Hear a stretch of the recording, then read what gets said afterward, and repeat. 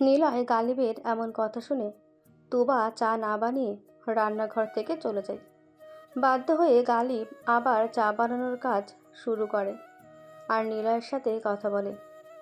ডাইনিংয়ে সবাই বসে আড্ডা দিচ্ছে সবার মতো। গালিব চা নিয়ে এসে দেখে তাহমিদ এখনও ঠিক আগের মতো বসে আছে। সেটা দেখে গালিব তাহমিদকে কনফিডেন্স দিয়ে বলে, তুই চিন্তা করিস না তেজ, ও যেন সাইফের দিকে না তাকায় এমন ব্যবস্থা আমি করে দেব। পাপা, তুমি আগে নিজের দৃষ্টি হালকা করো। তুমি তো 1 মিনিট আগে আবার আম্মুর প্রেমে পড়ে গিয়েছিলে। এ কথা তোকে কে বলেছে রে তেজ? কে আবার বলবে? তুমি রান্নাঘরে চা বানাতে গেছো সেই কখন, আর চা নিয়ে আসলে কখন? আর আমি তোমারই ছেলে পাপা, তাই তোমাকে হাড়ে হাড়ে চিনি। ও হ্যাঁ, একটু পুরনো প্রেম জেগে উঠেছিল, তবে নিলয় এসে সব সময় আমার 12টা বাজায়। ভাগ্যিস নিলয় অ্যাঙ্কেল ছিল, তা না হলে আমার যে কতগুলো ভাই বোন হতো আল্লাহ ভালো জানে। আচ্ছা বাদ দে এইসব কথা। এখন আমি শুধু তোর পাপা, তোর গার্ডিয়ান, কিন্তু বন্ধুর মতো তোকে হেল্প করি বৌমাকে ফিরে পাওয়ার জন্য। গার্ডিয়ানকে একেবারে এক্স গার্ডিয়ান বানিয়ে দিব এখনই। আরে আরে মা, তুমি এত নিঃশব্দে এন্ট্রি কেন না? সন্দেহ না হলেও আমি কিভাবে বুঝবো? তাহমিদ মুস্কি মুস্কি হেসে গালিবকে ঠেলে বলে। পাপা নাও, এবার লাইভ শো শুরু। তুবা কোমরে হাত দিয়ে দাঁড়ায়। গালিব তুবার এই রূপ দেখে উঠে দাঁড়িয়ে তুবার কানের পাশে হাত দিয়ে বলে, তুমি আসছো? আমি তো শুধু মেন্টর ছিলাম। মুলান ভেতর থেকে মাথা বের করে গালিবকে বলে, আঙ্কেল, আপনি তো রীতিমতো প্রেমের হেডমাস্টার। আর তেজ ভাই যে জেলাস প্রিন্স, আগুন বেরোচ্ছে চোখ দিয়ে। 1 মিনিট, কে বলেছে আমি জেলাস? আমি শুধু সিকিউরিটির মুডে আছি। তাই বুঝি তোমার ওই বুড়ো মুডে গাঢ় ঢঙও হিংসে করবে? গালিব তাহমিদকে কাঁধে চাপড়ে দিয়ে বলে, প্লে বয় না, দেখিস আবার একটা ঘর সামলাতে গিয়ে তুইও বাবার মতো হয়ে যাবি। তোর দম থাকবে। আমি যদি তোমার মতো হই, আম্মু তোমাকে আর আমাকে বাড়ি থেকে বের করে দিবে। ঠিক তখনই জাবিন ওপর থেকে নিচে আসে। জাবিন এসে চিৎকার করে বলে, সাহিব তাহমিদের দিকে তাকিয়ে ফানি মুডে বলে, কিরে ভাই, এখনো পজিশন ক্লিয়ার করতে পারিস নাই? আমি তো ভাবছিলাম তুই আরিশার ব্যাংক অ্যাকাউন্ট। তাহমিদ সাইফের কথায় রেগে যায়। চোখে আগুন নিয়ে গর্জে উঠে বলে, নাদিবা ইয়েনকে খোঁচা দিয়ে বলে, দেখে তো মনে হচ্ছে পুরো ফ্যামিলির রিয়েলিটি শোতে ঢুকে পড়েছি। হ্যাঁ, এই শোয়ের নাম হবে আমাদের গার্ডিয়ান ইজ লাভ গুরু। গালিব সবার উদ্দেশ্যে গম্ভীর গলায় বলে, আমার কিছু বলার আছে। আমার কথা শোনার মতো কি আপনাদের সময় আছে? সবাই গালিবের দিকে তাকায়। গালিব বলা শুরু করে, আমি সিদ্ধান্ত নিচ্ছি।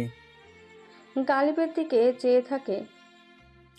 আমি এখন থেকে প্রেম গুরু ছাড়াও চা গুরু হব। তুবার দিকে তাকিয়ে আবার বলা শুরু করে, আমার নিজের হাতে বানানো চা তুমি না খেলে আমি গার্ডিয়ান ত্যাগপত্র লিখে চলে যাব। বাহ, তুমি তাহলে এখন চা দিয়ে প্রেম প্যাকেজ চালু করেছো? গালিব টি স্টলে আপনাদের স্বাগতম। 1 কাপ স্পেশাল চা দাও, প্রেমের স্বাদ মিশিয়ে। গালিব চা আনতে কিচেনে যায়, যেখান থেকে সে 10 কাপ বানিয়ে আনে, কিন্তু ভুল করে তুবারটাতে 3 চামচ লবণ দিয়ে ফেলে। তুবা সেই চা খেয়ে চুপচাপ গালিবের দিকে তাকিয়ে বলে, চা বানানো শিখলে তারপরে প্রেম শিখাতে আসবা, আর না হলে লাভ গুরু হওয়ার আশা ছেড়ে দাও। আমি কি চা ঠিক বানাই? তুবা বাদ দিয়ে সবাই একসাথে বলে ওঠে, চা সেই হয়েছে লাভগুরু। লাভ গুরু, আপনি কি আমার চাটা একটু টেস্ট করে দেখবেন?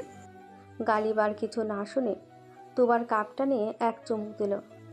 চা খাওয়ার পরে চোখ দুটো কুঁচকে এলো।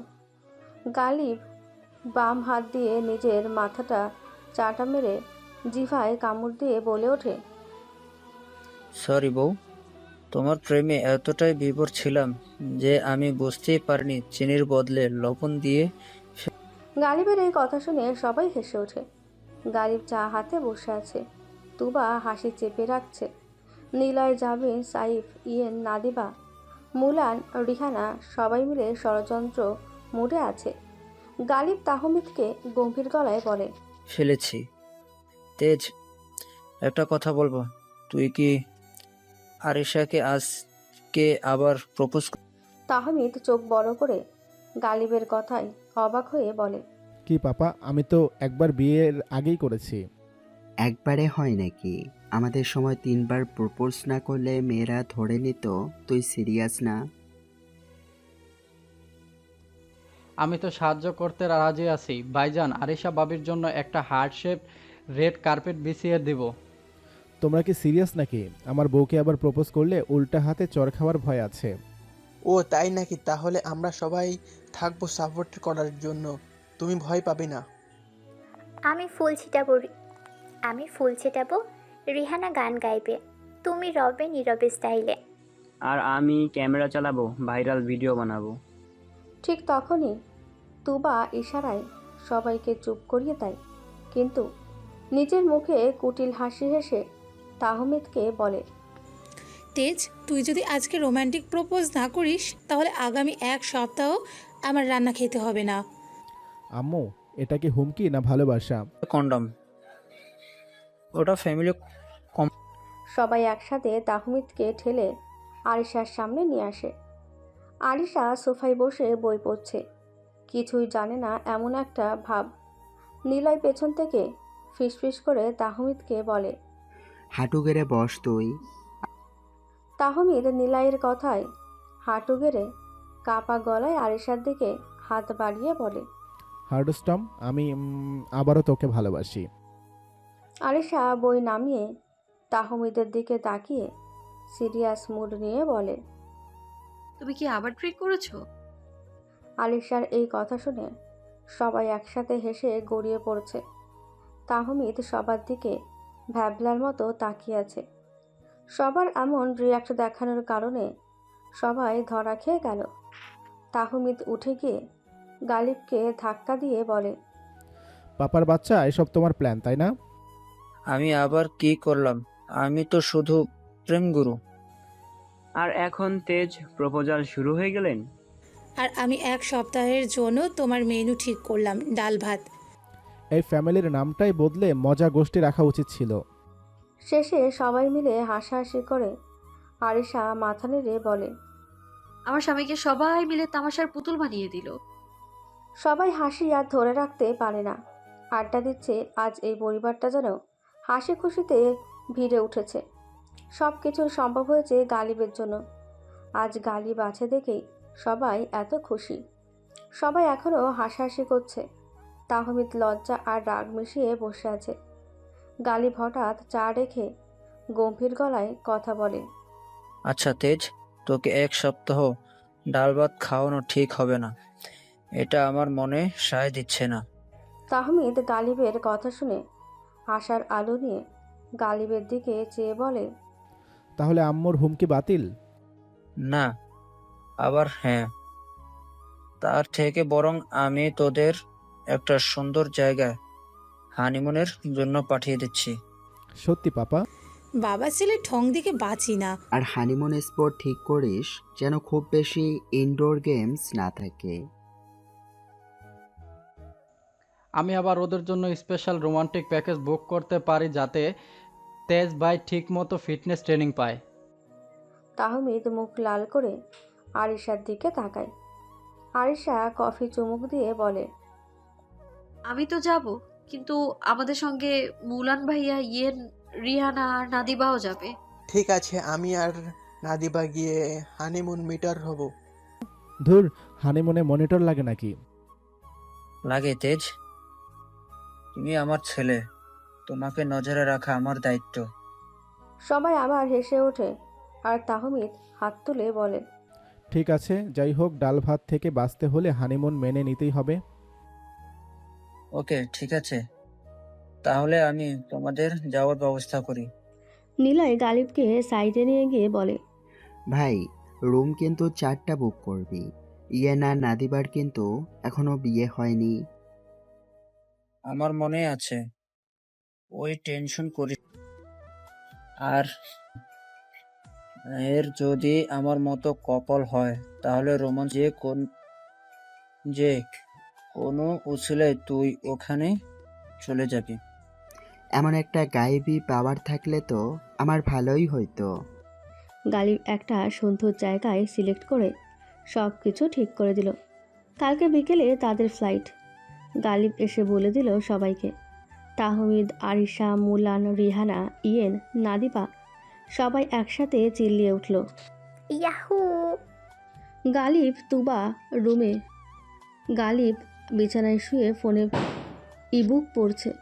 তুবা ফ্রেশ হয়ে এসে ড্রেসিং টেবিলে বসে হাতে লোশন লাগাচ্ছে। হঠাৎ গালিব ফোন বন্ধ করে নিনজা মুডে পেছন থেকে এসে হুপ করে তুবাকে কোলে তুলে নেয়। আরে আরে, কি করছো তুমি? যা পরে নিলয় করতে দেয় নাই সেটা আমি এখন প্র্যাকটিক্যালি করব। তোমার এই বয়সে এত এনার্জি কই থেকে আসে? পাগল জামাই আমার। তোর জন্য এক খায়াল করা রূপ দেখে আর প্রতিদিনের চা এর ডাবল সুগার খেয়ে। গালিব তুবাকে বিছানায় বসিয়ে পায়ে চাপ দিচ্ছে, যেন মেসেজ করছে, কিন্তু মুখে রোমান্টিক ডায়লগ। ভেবেছিলাম শুধু হাতে রসুন দিয়েছো, পরে দেখি পুরো ফ্রন্ট প্রজেক্ট শেষ করে দিয়েছো। ধুর, অসভ্য লোক। আগে আলো নিভাও। আলো নিভালে তো তোমাকে দেখতে পারবো না, তুমি তো আমার সেই অন্যদিকে তাহমিদ আরিশা রুমে। আরিশা মুখ ফুলিয়ে বিছানায় বসে পিলো নিয়ে ফুঁসছে। কিরে, মুখ কই নিয়ে বসে আছিস? কালকে তো ঘুরতে যাব, আমার শপিং করা লাগবে। কখন করব বলো? কাল সারাদিন তো পড়ে আছে, তখন করে নিস। এখন বাইরে বের হলে আম্মু বকবে। চল ঘুমাই। কপালে কি যে একটা আনরোমান্টিক জামাই পেলাম, কিছুই বোঝে না। কথা শেষ হওয়ার আগেই তাহমিদ হঠাৎ আরিশাকে বেড়ে ধাক্কা দিয়ে শুইয়ে দিয়ে হাত শক্ত করে ধরে একটু সুযোগ না দিয়ে ঠোঁটে ঠোঁট ডুবিয়ে দেয়। আরিশা হাত পা ছুঁড়ে ছাড়ানোর চেষ্টা করছে, কিন্তু কিছুতেই পারছে না। 1 ঘন্টা পরে তাহমিদ ছোট ছাড়ল। আরিশা জোরে জোরে নিঃশ্বাস নিতে নিতে ভ্যাভা করে কান্না শুরু করলো। একটু আগে কে জানি বলেছিস আনরোমান্টিক জামাই? আয় এবার রোমান্টিক কিভাবে হয় শিখিয়ে দেই। থাক ভাই, আমার রোমান্টিক জামাই শখ মরছে। শখ মরলেও আমি full time package subscription cancel নাই। রাত বাজে 12টা। তাহমিদ চুপি চুপি আরিশাকে নিয়ে শপিং মলে চলে যায় আরিশার আবদার মিটাতে। দুজন কেনাকাটা করে মল ঘুরতে ঘুরতে হঠাৎ মেয়েদের কাপড়ের সেকশনে চলে আসে। আর সেখানে এসে দেখল অনি, নীলা আর তুবা মেয়েদের ড্রেস সেকশনে ড্রেস দেখতে ব্যস্ত। এই দৃশ্য দেখে তাহমিদ বলে ওঠে, ও মাগো, কাম সারছে রে। পুরো মাদার গ্যাং তো মেতে উঠেছে শপিং করতে। আমরা যাই অন্যদিকে, না হলে খবর আছে। তাহমিদ আর আরিশা চুপি চুপি অন্য সাইডে চলে যায়।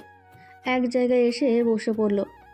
তাহমিদ চোখ বন্ধ করে ফিসফিস করে বলল, এই মাদার গ্যাং এত রাতে এইখানে কেন? একটুর জন্য বেঁচে গেলাম রে। হঠাৎ চোখ খুলে তাকিয়ে দেখল সামনে 3 জোড়া পা। চোখ আস্তে আস্তে উপরের দিকে উঠে গেলেই তাহমিদ দেখল গালিব, জিসান, নিলয় দাঁড়িয়ে। তাহমিদ চিৎকার করে উঠল, এ পাপা!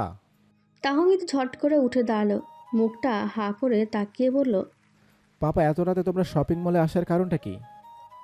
গালিব কপাল কুঁচকে তাকালো। আর পাশ থেকে জিসান ও নিলয় একসাথে হেসে বলে উঠল, তুই যে কারণে এত রাতে এখানে এসেছিস, আমরাও ঠিক সেই একই কারণে এখানে এসেছি। মানে আমার তো কারণ।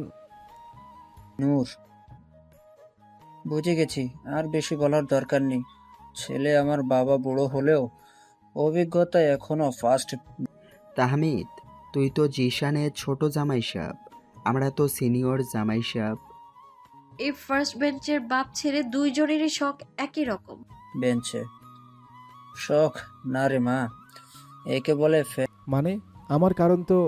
পাপা, এখন এসব বাদ দিয়ে মাদার গ্যাংয়ের হাত থেকে আমাদের বাঁচাও প্লিজ। তাহমিদ, তোকে একটা বুদ্ধি দিই। তুই বরং পাশে যে নতুন মল খুলেছে সেখানে গিয়ে শপিং কর, ওদের চোখে পড়বি না, তুইও বেঁচে যাবি। তাহলে আমরা যাই, তবে শুনে রাখো, তোমরা আমাদের দেখোনি আজ, আর আমরাও তোমাদের দেখিনি। তাহমিদ আলিশাকে নিয়ে চলে গেল। নতুন শপিং মলে সবাই সবার মতো শপিং করে চলে এসেছে বাসায়, যে যার মতো ঘুমিয়ে পড়েছে। পরের দিন সকালে সবাই নাস্তার টেবিলে বসে আড্ডা দিচ্ছে। তাহমিদ আরিশা নিচে আসতেই গালিব তাহমিদকে বলে, না পাপা, কেবল তো উঠলাম, এখনো নাস্তা করিনি। আগে নাস্তা করি, তারপরে না হয় ব্যাগ গোছাবো। সবাই নাস্তা করছে। নিলয় জিসান গালিবের পাশে তাকিয়ে কিছু বলছে। গালিব সেদিকে মন না দিয়ে নিজের খাবারে ব্যস্ত। মুখ ওফরে করতেই দেখে নিলয় জিসান তার দিকে তাকিয়ে আছে। গালিব বুঝে যায় কেন তাকিয়ে আছে। তাই গালিব তাহমিদকে উদ্দেশ্য করে বলে, তেজ, তোরা চলে যাস, আজ আমাদের একটু কাজ আছে, তাই আমাদের একটু পরে বের হতে হবে। তোদের সাথে আর দেখা হবে না, আমি সব কিছু ঠিক করে রেখেছি। পাপা, কি এমন জরুরি কাজ যে তুমি থাকতে পারবে না? অফিসে একটা জরুরি মিটিং আছে, তাই আমাকে যেতে হবে। তোমাকে কোথাও যেতে হবে না, তুমি বাসায় রেস্ট করো, আমি মিটিংয়ে যাচ্ছি। নিলয় জিসান চমকে যায়। নিলয় সাথে সাথেই বলে, না না বাপ, তুই যেই কাজে যাচ্ছিস, যেই কাজে যা, আমি আর তোর শ্বশুর এই দিকটা সামলে নিব। তাহমিদ কিছুক্ষণ গালিব জিসান নিলয়ের দিকে তাকিয়ে রইল, তারপরে বলল, ঠিক আছে, তাহলে তোমাদের উপরে ভরসা করে আমি পাপাকে তোমাদের সাথে যাওয়ার অনুমতি দিলাম। অন্যদিকে আরিশা রান্নাঘরে এলেই তুবা বলে, তুই এখানে কেন? যা তাড়াতাড়ি নাস্তা করে ফেল, রেডি হতে হবে তো। তোমার কোনো হেল্প লাগবে নাকি তাই আসলাম? তোর বড় ফুপি তোর মা আছে, তোকে এখানে থাকতে হবে না। আর শোন, আজ আমি একটু হাসপাতালে যাব, একটা এমার্জেন্সি আছে, তাই হয়তো দেখা হবে না। সবাই নাস্তা শেষ করে যে যার কাজে চলে গেল। তাহমিদ আরিশাকে কাছে ডাকে। আরিশা সেটা না শুনেই বলে, তুমি ব্যাগ গুছিয়ে নাও তাড়াতাড়ি। তাহমিদ কোনো কথা না শুনে আরিশাকে কাছে টেনে নেয়। সেই সময় দরজায় কেউ নক করে। তাহমিদ আরিশাকে ছেড়ে দিয়ে দরজা খুলে দেখে সাইফ দাঁড়িয়ে আছে। ব্রো, আজ তো তোমরা সবাই চলে যাচ্ছ, আমার একা একা বোরিং লাগবে, তাই আমিও চলে যাচ্ছি। সে কি, কালকে তো এলে, আজ চলে যাবে? অন্য সময় আসবো, তোমরা মজা করো, এনজয় করো। আর হ্যাঁ, কালকে আরিশার পাশে দাঁড়ানোর জন্য সরি। আরে ব্যাপার না, আমি কিছু মনে করিনি। আসলে জাবিন ভাবি আমাকে বলেছিল আপনাকে পরীক্ষা করবে, আপনি কতটা ভালোবাসেন আরিশাকে, তাই আমাকে এমন করতে বলেছিল। তাহমিদ চোখ সরু করে মনে মনে দাঁতে দাঁত চেপে বলে, যাবেন, তোর খবর আছে, দাঁড়া। আচ্ছা ব্রো, ঠিক আছে, আমি তাহলে আসি। আর শুভকামনা রইল তোমাদের জন্য। আরিশাকে ডাক দাও, ওর সাথে দেখা করে যাই। তাহমিদ দরজা ঠেলে হেসে বলে, ও একটু ব্যস্ত আছে, আমি বলে দিব। সাইফ কিছু না বলে তাহমিদের সাথে হাত মিলিয়ে চলে গেল। তাহমিদ দরজা লক করে আবার আরিশার কাছে গেল। কোনো কিছু না বলে চুপচাপ কাপড় গুছিয়ে নাও তো। তাহমিদ আর কিছু না বলে ব্যাগ গোছাতে শুরু করলো। দুপুর 2টার সময় তাহমিদ, আলিশা, নাদিবা, ইয়েন, রিহানা, মুলান সবাই রেডি হয়ে নিচে আসলো। কিন্তু অবাক হওয়ার বিষয় হচ্ছে নিচে কেউ নেই। তাহমিদ দৌড়ে এদিক ওদিক ঘুরছে, মুখ গম্ভীর বলে, এই কি অবস্থা রে, পুরো বাড়ি ফাঁকা, কেউ নেই, কই সবাই? আমি তো সারা বাড়ি ঘুরে দেখলাম, একটাও মানুষ নেই, সবাই কি গায়েব নাকি? পাপা, নিলয় আঙ্কেল আর মামা তো অফিসে, কিন্তু বাকি লোকগুলো কই? মামনি তো হসপিটালে গেছে, কিন্তু আম্মু, বড় ফুপি, জাবিন আপু কোথায় গেছে তারা? হয়তো সাইফকে এগিয়ে দিতে গেছে। তাহমিদ, আমার সন্দেহ হচ্ছে ব্যাপারটা গন্ধে ভরা। ইয়েন ব্যাগ টেনে নিয়ে আস্তে আস্তে বলল, সন্দেহ করিস না, আগে তোরা ব্যাগগুলো গাড়িতে তুল, পরে দেখা যাবে। তাহমিদ ঝাড়ি মারার মতো বলল, ঠিক আছে ঠিক আছে, আগে চলো, তাড়াতাড়ি এয়ারপোর্টে যেতে হবে। তাহমিদ, মুলান, ইয়েন, আরিশা, নাদিবা, রিহানা সবাই ব্যাগ হাতে নিয়ে দৌড়ে গিয়ে গাড়িতে বসে পড়ল। এখন সময় নেই, পরে সবাইকে ফোন দিয়ে নিব। গাড়ি স্টার্ট করলো 30 মিনিট পরে। এয়ারপোর্টে পৌঁছালো। 3টে বেজে গেছে। সবাই তাড়াতাড়ি ইমিগ্রেশন শেষ করে নিল। সবাই প্লেনের দিকে ছুটল। বিজনেস ক্লাসে পা রাখা মাত্রই হঠাৎ ভেতর থেকে কানে তালা লাগানো চিৎকার, সারপ্রাইজ। তাহমিদ আর আরিশা হকচকিয়ে তাকিয়ে দেখে ভেতরে একসাথে দাঁড়িয়ে আছে গালিব, তুবা, নিলয়, নীলা, জিসান, অনি, জাবিন, আসিফ। তাহমিদ চোখ কপালে তুলে বলল, তোমরা সবাই এখানে? আমি তো ভেবেছিলাম সবাই গায়েব হয়ে গেছো। আমরা তোকে সারপ্রাইজ দেওয়ার জন্যই সবাই এই প্ল্যান করেছি। শপিং মলে দেখার পরে তো ভেবেছিলাম হয়তো ধরা পড়ে গেলাম, কিন্তু গালিবরা এসে বাঁচিয়ে দিল। আরিশা ঠোঁট কামড়ে হাসি চাপতে চাপতেই বলল, আমি তো ভেবেছিলাম সবাই রাগ করে আমাদের রেখেই চলে গেছে, এখন বুঝলাম সবাই মিলে ষড়যন্ত্র করছিল। বাপরে, এভাবে তোমাদের সারপ্রাইজের ঠেলায় একদিন আমার হার্ট বন্ধ হয়ে যাবে। আরে চিজ হার্ট বন্ধ হবে না, বরং সারপ্রাইজে হার্ট চার্জ হবে। সবাই হো হো করে হেসে উঠল। আর প্লেন আস্তে আস্তে রওনা দিল কলকাতার উদ্দেশ্যে। বেইজিং থেকে 5 ঘন্টার লম্বা ফ্লাইট শেষে কলকাতার এয়ারপোর্টে নেমেছে সবাই। সবাই একটু ক্লান্ত, তবে সামনের ট্রিপের উত্তেজনা চোখে মুখে ভাসছে। তাহমিদ ট্রেনে হাঁপাতে হাঁপাতেই বলল, পাপা, আমাদের পরের ফ্লাইট কয়টায়? গালিব ঠোঁটে এক চিলটে হাসি ফেলে বলল, মাইসান, কোনো ফ্লাইট নাই এখন। এখান থেকে আমাদের যাত্রা হবে ভারতবর্ষের মাটিতে, রেলপথে, মানে ট্রেন। তাহমিদ চোখ বড় বড় করে তাকালো। কি, ট্রেনে? আচ্ছা, ট্রেনে যেতে কতক্ষণ লাগবে? গালিব আঙুল গুনে গম্ভীর ভঙ্গিতে বলল, কলকাতা থেকে কালকা যেতে লাগবে 36 ঘন্টা, আর কালকা থেকে সিমলা যেতে লাগবে আরো 5 ঘন্টা। তাহমিদ মাথায় হাত দিয়ে হা হা করে উঠল। পাপা, তুমি কি আমাদের ঘুরতে নিয়ে এসেছো নাকি জেল খাটাতে? 36 ঘন্টা ট্রেনে মানে হলো কফিনের ভেতরে বন্দি হয়ে থাকা। নিলয় তখন ব্যাগ কাঁধে ঝুলিয়ে মজা করে বলল, এই, তোরা বুঝিস না, ট্রেন ভ্রমণের মজাই আলাদা। জানালা দিয়ে বাইরে তাকালে সিনেমার মতো দৃশ্য দেখা যায়। জিসান সাথে সাথেই বলে উঠল, হ্যাঁ ঠিকই, তবে সাবধান থাকতে হবে, কখনো যেন জানালা দিয়ে মুখ না বের করিস, না হলে আর মুখ ফেরত পাবি না। সবাই হো হো করে হেসে উঠল। আমি তো খুশিই হয়েছি, ট্রেনে বসে গান শুনতে শুনতে জানালা দিয়ে পাহাড়, নদী দেখা, আহা কি মজা। তাহমিদ চোখ গরম করে বলল, তুই চুপ কর, তোর মজা মানে আমার শাস্তি। 36 ঘন্টা মানে আমি বুড়ো হয়ে যাব। গালিব এবার হাসতে হাসতে তাহমিদের কাঁধে চাপড় দিয়ে বলল, মাইসান, ভ্রমণের আসল মজা হচ্ছে ধৈর্য ধরা।